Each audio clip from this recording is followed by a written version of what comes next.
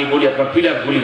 তা আমি কিছু ইমাম সাহেব আমার খুব ঘনিষ্ঠ বন্ধু মানুষ, আমি জানি আমার দেখলেই লাফায় উঠে। তা আমি আস্তে আস্তে যাইতেছি, দেখি দোনো পরে লা ইলাহা ইল্লা আনতা সুবহানাকা ইন্নী কুনতু মিনাজ জালিমিন, লা ইলাহা ইল্লা আনতা।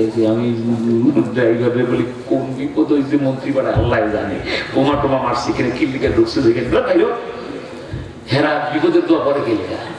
এই কথা বলতে না বলতে আমি যে ঘুরতেছি ইমাম সাহেব দেখে দেখায় কই আরে বাপ রে বাপ নুরানি শাহ হুজুর জিন্দাবাদ। আমি কইতে জিন্দাবাদ করবেন না, বিপদের দোয়া পড়তেছেন কেন?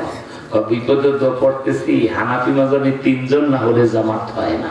মুয়াজ্জিন নাই আযান দিছে আর আমি ইমামতির জায়গায় বসে আছি, আর এই বিপদের দোয়া পড়তেছি আল্লাহ একটা লোকের ঘাড় ধরে হলেও তুমি মসজিদে এই দেখো এই দেখো এই দেখো।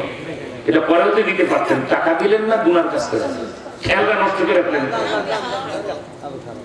এদেশের মানুষের আকল করতে এখানে যে ওয়াজ মাহফিলে কি করতে হয়, কারণ খেয়াল এমন জিনিস একটু নষ্ট হইলে আর বরকত থাকে না, ঠিক কিনা? আপনি যে বুঝতেন না, একজন আল্লাহর হাতে হাত দিয়ে কিছুদিন তার জুতা টানে, তখন বুঝবেন খেয়ালে আউলিয়া খেয়ালে দেউলিয়া কেন হয়, ঠিক কিনা? আল্লাহ তুমি মাফ করে দাও বলেন আমি, আল্লাহ তুমি মাফ করে দাও। উনি কয় ভাই হানাফি মাযহাবে 3 জন না হলে তো ছোট জামাত হয় না, আযান দিছে মুয়াজ্জিনে, আমি ইমামতি করতে আসছি, কিন্তু খাদেম তো স্কুটিতে, আরেকটা লোক না হইলে তো জামাত হবে না। তাই বিপদের দোয়া করতেছি আল্লাহ একটা ঘাড় ধরে হলো মসজিদে ঢুকাও। এর মধ্যে দিকে আপনি 2 জন নিয়ে ঢুকছেন, এর লেগে আর আয়তান দিলাম। সুবহানাল্লাহ সুবহানাল্লাহ। আহারে ছি ছি ছি ছি ছি। অথচ এই মসজিদের আশপাশে 3-4-5 হাজার লোক বসবাস করে, ঠিক কিনা বলে? কিয়ামতের ময়দানে আল্লাহ প্রশ্ন করবে হাল সাল্লাইতুম, তোমরা নামাজ পড়েছো? হিন্দু বৌদ্ধ খ্রিস্টান রবি ঠাকুর এরপরে বঙ্কিমচন্দ্র মালাউল যত আছে নাস্তিক মুরতাদ, তারা 2 হাতে এরকম উঁচা করে তুলবে। আল্লাহ মুস্কি হেসে বলবে সবাই যদি নামাজই পড়তা তাহলে মসজিদ খালি থাকলো কেন? আচ্ছা একটা কাজ করো, নামাজ যেহেতু পড়েছো সবাই হাত তুললাম, এখন ফজর জোহর আসর মাগরিব এশা পড়ে আমাকে দেখাতে হবে না, 2 রাকাত পড়তে হবে না, 1 রাকাত পড়তে হবে না। নামাজের শ্রেষ্ঠ রকম ছিল সেজদা, ঠিক কিনা বলো? আমার একটা সেজদা দিয়া দেখাও। আল্লাহু আকবার। বাবা যারা 5 ওয়াক্তের নামাজি ফজরে মসজিদে যায়, সেজদায় যায় হাত জমিনে ফালায়া কপাল ঠোকার আগে কান্দে আর কয় আমার মাওলাই কই, আমার মাওলাই কই। একদল নামাজি আছে সেজদায় গেলে আল্লাহরে খোঁজে, ঠিক কিনা জোরে বলেন? এরা যখন দেখবে সারা জীবন 90 বছর বয়সে খুঁজেছি পাই নাই, আজকে মাওলা স্টেজের সামনে বসা মাওলাকে দেখে সেজদা দেব, আল্লাহু আকবার বলে তারা সেজদায় চলে যাবে। আর যারা বেনামাজি নাফরমান ইহুদি খ্রিস্টান বৌদ্ধ নাসারা, বাবা মুসলমানদের ভিতরে নাম আব্দুর রহমান আব্দুল্লাহ বরকতুল্লাহ, জীবনে 5 ওয়াক্ত নামাজ পড়ে নাই, ফজর যোহর আসর মাগরিবের ধার ধারে নাই, এরাও নামাজি লোকের সাথে সেজদা দেওয়ার জন্য একটু মাথাটা বাঁকা করবে, সঙ্গে সঙ্গে আল্লাহ তাআলা তাদের মেরুদণ্ডের হাড় লোহার মতো শক্ত করে দিবে। একবার কারেন্টের খাম্বার মতো দণ্ড। নামাজি লোকেরা সেজদায় পড়ে গেছে, কি ব্যাপার তোমরা সবাই নামাজ পড়েছো, সেজদায় যাও। তারা চোরের মতো ধরা পড়া পাখির মতো থরথর করে কেঁপে দাঁড়িয়ে থাকবে। আল্লাহ বলবেন বাস হিসাব শেষ। সেজদায় যারা পড়েছে ওরা আমার নামাজি বান্দার কোটি কোটি বিলিয়ন বিলিয়ন যারা দাঁড়িয়ে আছো, তোমরা বেনামাজি, পরীক্ষা শেষ, আর কিছু জিজ্ঞেস করার দরকার নাই। ফেরেশতাদেরকে বলবেন ফায়ু ওখাদু বিন নাওয়াসি ওয়াল আকদাম, এদের মাথার চুলের অগ্রভাগে ধরো, ঘাটটা ফাঁকা করো, আর অল আকদাম পায়ের গোড়ালিতে ধরে জাহান্নামের আগুনের একটা শিকল দিয়ে মুখোমুখি নয় উল্টা দিকে পাকা করে বানটা কষাও, মেরুদণ্ডের হাড্ডি টাস টাস করে ভাঙতে শুরু হয়ে যাবে। ফুটবলের মতো গোল বানায়া বলবে এবার একটা কাজ করো, লাঠি দিয়া জাহান্নামে ফালাইয়া দাও। বাবা হাসরের ময়দানে এই হিসাবের ভিতরে সব ধরা পড়ে যাবে, নামাজি কে বেনামাজি কি। তাহলে আরেকবার কি ওয়াদা করতে পারো বাবা হুজুর জীবনে আজ থেকে আর নামাজ বাদ দেব না? পারেন ওয়াদা করতে? কারা কারা পারেন হাত তুলে আল্লাহু আকবার বলে দেখান তো। আল্লাহ তুমি হাতগুলি কবুল করে বলেন আমিন। খুব তাড়াতাড়ি বাবা আত্তাহিয়াতু যেভাবে নামাজে পড়েন ওইভাবে একটু বসেন, আমি শেষ কয়েক মিনিট কথা বলে আখিরে মোনাজাত দেব। আখিরি মুনাজাতের পরিবেশ তৈরি করতেছি। নামাজে আত্তাহিয়াতু যেভাবে পড়ে সেভাবে বসো বাবা। কেন বসাচ্ছি এখন শুনলে লাভটা নিজেই বলবে, নিজের আগে শোনাবো না, আগে বসাচ্ছি। যেই ঘটনাটা বলবো কেন বসাইলাম, লাভ দিয়ে আপনি আত্তাহিয়াতুর শুরুতে বলবেন কেন জানেন? আমি এখন খতমে নবুয়তের বয়ান করব। অখাতামান নবিয়্যি 22 পারা সূরা আহজাব 40 নম্বর আয়াতের শেষ বাক্যটির তাফসীর আমি পেশ করব। 40 মিনিটের কথা আমি সর্বোচ্চ 10 মিনিটে বলে আখিরে মোনাজাতে যাব। আল্লাহ তুমি কবুল কর, বলো না আমিন। আরো জোরে বলেন আমিন। যারা দাঁড়ানো বাবারা দূরে আছেন, যুবক পুরুষ, তারা ভিতরে প্রবেশ করুন, একটু পরে মোনাজাত হয়ে যাবে। আর শেষ ভালো যার সব ভালো তার। একটা মাহফিলে আখিরি মোনাজাত দেয় যে সমস্ত সওয়াব পায় সে, ঠিক কিনা বলেন? সেই সওয়াবের পরিমাণটা আজকের আগে জীবনে শুনেন না, আজকে শুনে যান। বড় বড় মুফাসসিরিনে কেরামদেরকে জিজ্ঞেস করবেন, একটা মানুষ যদি কোনো ওয়াজ মাহফিলে গিয়ে আখিরি মুনাজাতের বাড়িতে যায়, ওই লোকটার কম নেকি হইল 50 লক্ষ নেকি হয়। কয় লাখ নেকি? একটু পরে 50 লাখ নেকির বিশাল বস্তা নিয়ে বাড়িতে যেতে পারবেন। আলহামদুলিল্লাহ। তাই মাইকের আওয়াজ যতটা যাচ্ছে, পুরুষ লোকেরা দৌড়ায় চলে আসুন। মা বোনরা পর্দার আড়ালে একেবারে নিভৃতে আপনারা অপেক্ষা করুন। 8-10 মিনিটের ভিতরে আখিরে মোনাজাত হবে। কেন আপনাদেরকে আত্তাহিয়াতুর শুরুতে বসাইলাম? আমি বলছিলাম ওই 1 ঘন্টারও বেশি সময় মঞ্চে বসে আমি সূরা আহজাবের 40 নম্বর আয়াতের শেষ বাক্যের তাফসীর করব। সেটা কি?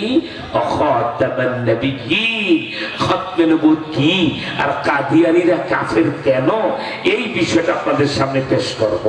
বলন্দ শহরী কিতাবে লেখেন, কোন ওয়াজ মাহফিলে একজন বক্তা, যেমন আমি নামাজের কথা বললাম, এত 1 ঘন্টা তো শুধু আমি ঘোরায় ঘোরায় কি চেষ্টা করলাম, আল্লাহ আমার একটা বেনামাজি ভাইকে হলো নামাজি বানায় দাও, ঠিক কিনা বল? ঠিক না বাবা? যে কোনো বক্তা কোনো বয়ান করে, হঠাৎ যদি ওই বক্তা বলে ওই মাহফিলে, এটা আমার প্রিয় মুসলিম শ্রোতা ভাইরা, আমি এখন নবীজির খতমে নবুয়ত বলবো, এই কথাটা বক্তা বলা মাত্রই 70,000 রহমতের ফেরেশতা যারা মাহফিল পরিবেষ্টন করে দাঁড়িয়ে আছে, 1 মুহূর্তের ভিতরে তারা মদিনায় চলে যায়। সুবহানাল্লাহ বলে না? চিন্তা করে মদিনায় যায় কি করে শুনলে লাফায় এখন আত্তাহিয়াতুর শুরুতে পড়বেন। আদবের সাথে কি বলে? মদিনায় যায় ইয়া রাসূলুল্লাহ, বাংলাদেশ নামে একটা রাষ্ট্র, এটা কোন জেলায় পড়ছে? এলাকাটা শিমুলিয়া, ঢাকা। ঢাকা আল্লাহ, বাংলাদেশ নামে একটা রাষ্ট্র, ঢাকা নামে জেলা, শিমুলিয়া, শিমুলিয়া শিমুলিয়া নামে একটা এলাকা, বিশাল গোরস্থান, 27 গ্রাম না কয় গ্রামে শুনলাম, ঠিক না? 40 গ্রামের গোরস্থানের পাশে একটা ওয়াজ মাহফিল চলছে।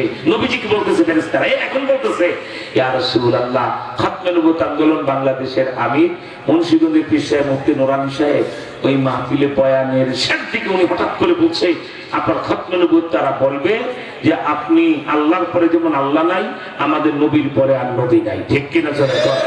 কাদিয়ানীরা কাফের। এই খাতামান নবিয়্যিনের শব্দটা ব্যাখ্যা করে বুঝাইতেছে। আর আপনার উম্মতেরা মুহূর্তের ভিতরে সিদ্ধান্ত নিয়ে ফেললো, জান লাগলে জান দেব, মাল লাগলে মাল দেব, টাকা লাগলে টাকা দেব, সময় লাগলে সময় দেব, কিন্তু নবীজির চেয়ারে কাদিয়ানীর বাচ্চাকে বসতে দেব না। এই কথা বলে না কেন? ঠিক না? আল্লাহ রাসূল এত খুশি হন, বলন্দ শহরী তার খতমে নবুয়ত কিতাবে লিখেন, নবীজি তখন বলে, আমার যে উম্মতেরা আত্তাহিয়াতুর শুরুতে ফেরেশতার মতো বসে আমার খতমে নবুয়তের বয়ান শুনে বলছে জান দেবে, মাল দেবে, গলা কাটাবে, রক্ত দেবে, তবু আমার চেহারায় নবী আমার শত্রু কাদিয়ানীকে বসতে দিবে না। আমার এই উম্মতের তালিকা, নারী পুরুষ যারাই আজকে মাহফিল আছে, এদের তালিকা আমার হাতে দাও। ফেরেশতারা বলে, ইয়া রাসূলুল্লাহ, তালিকা দিয়ে কি করবেন? হাসরের ময়দানে আমার এই উম্মতগুলিকে আমি নিজের হাতে হাউজে কাউসারের পানি পান করাবো। এইবার বুঝছেন এই শেষে খতমে নবুয়তের ফজিলতটা কত? কোন হাউজে কাউসার, যেখানে 1 গ্লাস পানি যদি কারো নসিব হয়ে যায় 50,000 বছর আর পানির পিপাসা লাগবে না, ঠিক কিনা? আমার ভাইরা, তাই সরাসরি খাতামান নবিয়্যিনের 40 মিনিটের অনবদ্য আলোচনাকে আমি 3-4 মিনিটের ভিতরে সীমাবদ্ধ এভাবে করে দিচ্ছি। আমি প্রশ্ন করব, আপনারা জবাব দিবেন। আর 2টা কন্ডিশন পুরো হলে আমি খতমে নবুয়ত কি কাদিয়ানীরা কাফের কেন, ইংরেজিতে বলে 2 কন্ডিশন, বাংলায় 2টা শর্ত পূরণ করতে পারলে আমি এই বয়ানটা 3-4 মিনিট করে আপনাদেরকে তওবা আর মোনাজাতে নেব। আপনারা কি 2টা শর্ত আগে শুনে তারপর সিদ্ধান্ত নেন? একটা শর্ত হলো, এত সময় আমি অত্যন্ত ক্লান্ত, ডায়াবেটিসের রোগী, ক্ষিধার্ত, কিছু না খেয়ে মঞ্চে বসে গেছি আপনাদের সম্মানে, তারপরেও আমি কিন্তু আস্তে কথা বলি নাই, ঠিক কিনা? আপনারা এত সময় হু হা জি হা যা করেছেন, এবার নবীজির প্রেমে গায়ের শক্তি গলার গোড়া এনে জবাব দিতে হবে, ঠিক কিনা? তাহলে সবাই গলাটা পরিষ্কার করেন। বাড়ি দেন গলা। গলা কেমনি পরিষ্কার করে তাও বলে আমার ওয়াজ করে শিখাই দিতে হবে। বাড়ি দেন। এবার বলেন গায়ের শক্তি তলায় না গলা? আরে তলায় না গলা? কথা যদি সত্য হয় দুইটা হাত মুষ্টিবদ্ধ ভাবে ধরে 3 বার আল্লাহু আকবার বলে আওয়াজ দেন। হয় না? আরো জোরে, আর একটু জোরে আল্লাহু আকবার। চোখ থাকলে ওই দেয়ালের ভিতরে যায় দেখেন গোরস্থানের মুদ্দাররা আনন্দে লাফাইতেছে, কারণ আল্লাহু আকবার আওয়াজ যখন কোন গোরস্থানে যায় আযাবের ফেরেশতারা সেখান থেকে চলে যায়। কত খুশি হইতেছে তার আল্লাহর নামে তাকবীর দিলাম, ঠিক কিনা বলেন? তাহলে 3টা মিনিট গায়ের শক্তি গলার গোড়ায় রাখা যাবে না বাবা? একটা শর্ত পূরণ হলো। আরেকটা শর্ত হলো খতমে নবুয়ত কি কাদিয়ানীরা কাফের কেন? দ্বিতীয় শর্ত পূরণ হলে আমি বলবো, সেটা হলো আমি বলবো নবীর খতমে নবুয়ত কি আর কাদিয়ানীরা কাফের কেন। এই কান্দা শুনবেন আর ওই কান দিয়ে কনকট বিমানের মতো বেরিয়ে যাবে, আমার বলার কোনো মূল্য থাকবে না, ঠিক না? সুতরাং যারা মোবাইল ফোন নিয়ে এসেছেন, আপনার touch mobile, button mobile, recording করা যাবে, সবাই মোবাইল সেটটা হাতে নেন। আমার এখনকার 3 মিনিটের অনবদ্য খতমে নবুয়তের আলোচনা, খতমে নবুয়ত কি, কাদিয়ানীরা কাফের কেন, ও খাতামুন নবিয়্যিন বলে আল্লাহ কি বুঝাতে চেয়েছেন, এই 3 মিনিটের আলোচনাটা রেকর্ডিং করে ফেলেন। কেন? গুরুত্বপূর্ণ তথ্য দেব, কালকে ভুলে যেতে পারেন, মোবাইল ফোনটা টিপ দিলে আবার মনে করে শুনতে পারবেন, ঠিক কিনা? যারা 2 নাম্বার উপকার কি হবে, আমার বয়ান শেষে তওবা হয়ে মোনাজাত হয়ে যাবে, বাড়িতে যে ফেসবুকে, ইউটিউবে, নেটে এই বয়ানটা 3 মিনিটে ছেড়ে দিবেন, লক্ষ কোটি মানুষ জানবে আল্লাহর পরে যেমন আল্লাহ নাই, মুহাম্মদ সাল্লাল্লাহু আলাইহি ওয়াসাল্লামের পরে আর কোন নবী নাই, কাদিয়ানীরা কাফের, ঠিক কিনা? যারা